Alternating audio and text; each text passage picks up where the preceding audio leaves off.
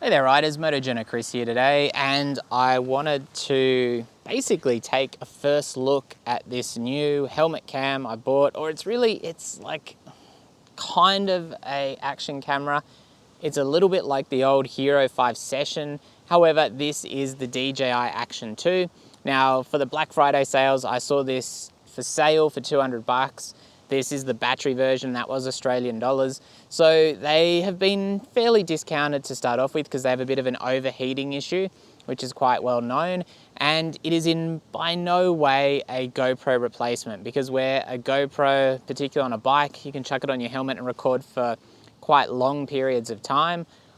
On this, with the single camera mod, because this is like a modular system, it only has a 20 gigabyte memory card built in, and you can expand that with the battery pack, which also obviously expands how much kind of recording time you get out of it.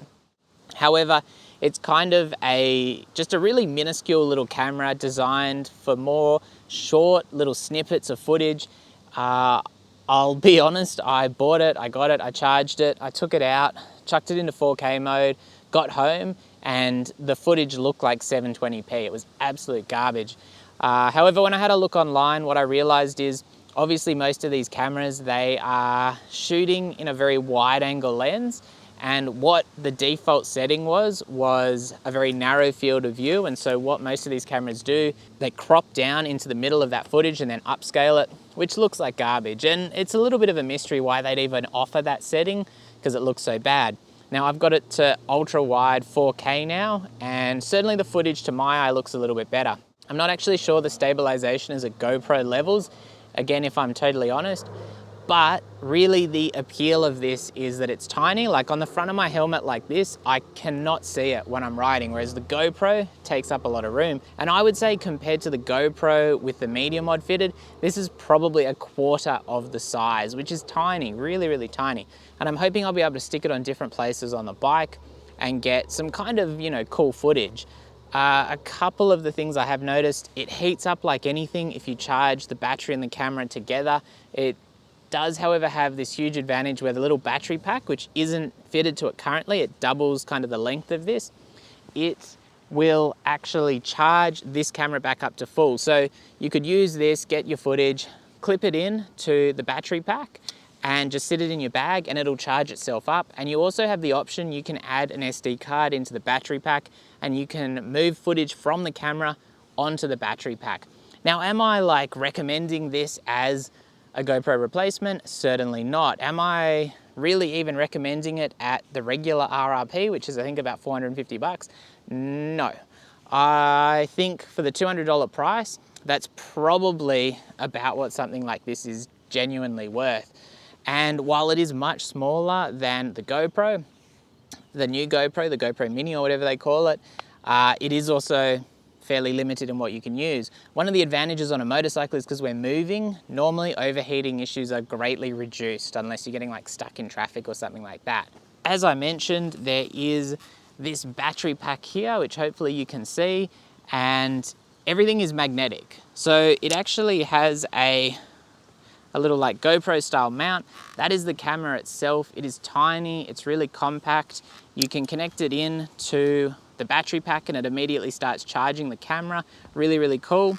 And it's a really cool little system. I'm not sure, like I said, that it really competes with the GoPro almost in any way. I guess there'd be some people who may be using GoPros for very short little snippets of footage, and maybe the compactness and the fact that it's a little bit kind of more hidden might be an advantage. But to me, it's kind of just a nice little cool action camera, which adds to what I've got. Now, it does come with this little necklace, which you can actually stick that onto and record with that around your neck, which for walking around or maybe even being on a bike might be something that you're interested in. I've still got to figure out kind of the effective way of doing that. It's held on by magnets and clips, so it's a little bit more secure than you might expect. And I guess the disadvantage is if you want to use it with the battery pack, you end up with it being, quite a bit larger. So it's still smaller than a GoPro, but significantly larger. I didn't get the extra screen on it, so you can have, it's got a screen on the back and obviously lens on the front, no replaceable screen, so probably a protector for that lens is going to be high priority. You can also buy cases for these. They're meant to come with them. I'm chasing up JB Hi-Fi as to why I didn't get one, because according to DJI, every camera should come with that case, and I think it's a bit poor that it didn't, because that's actually meant to help address the overheating issue. Not entirely, but it's meant to help. And yeah, really cool little thing. I'll put up a little bit of the test footage I took before when I was just riding around to get a bit of an idea, because I'm interested to see how it goes. That first footage when I just had it on default settings at 4K were pretty mediocre. However, the ultra wide 4K, when I set the settings a little bit more and looking at some recommendations online, seemed quite good, not too bad at all. And I'm interested to see how this can kind of be used alongside my GoPro footage. And I'll give you a little bit of a rundown of the footage when I put it on the screen as to my thoughts looking at it on the computer. Okay, so I got the DJI Action 2 on the bottom of my helmet. It's quite windy, but not right in this spot right here. It'll be interesting actually to see how it picks up the bike noise. I don't know if you can see, I've actually now got it running kind of downwards, upside down off the helmet for, you know, it's always a little bit more dynamic the lower off the chin you can get it, but it's a tiny little camera, so it doesn't take up much space at all, which I do like. Even in the upright position, I can't see it over kind of the chin piece of my helmet, so that's ideal.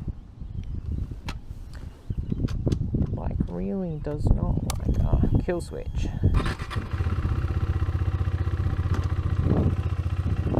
And so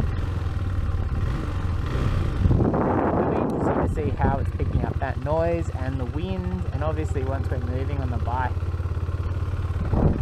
make sure I haven't left anything behind, how well it picks that up, and how well it picks up my voice in this. Like, I've got my visor open and I'm just talking. Obviously wind noise pretty quickly overwhelms that kind of audio.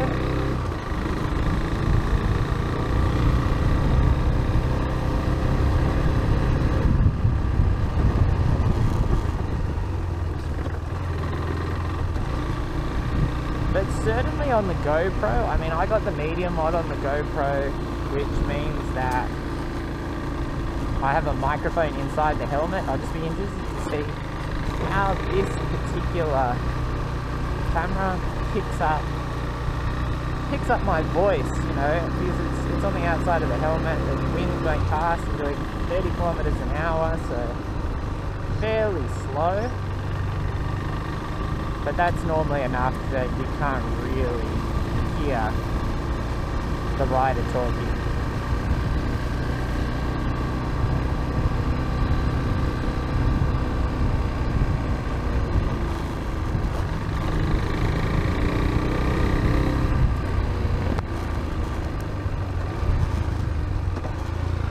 Anyway, that is, as I said, the DJI Action 2. This is kind of like a superseded model now at this point. I think the DJI Action 3 is out and it's a totally different design.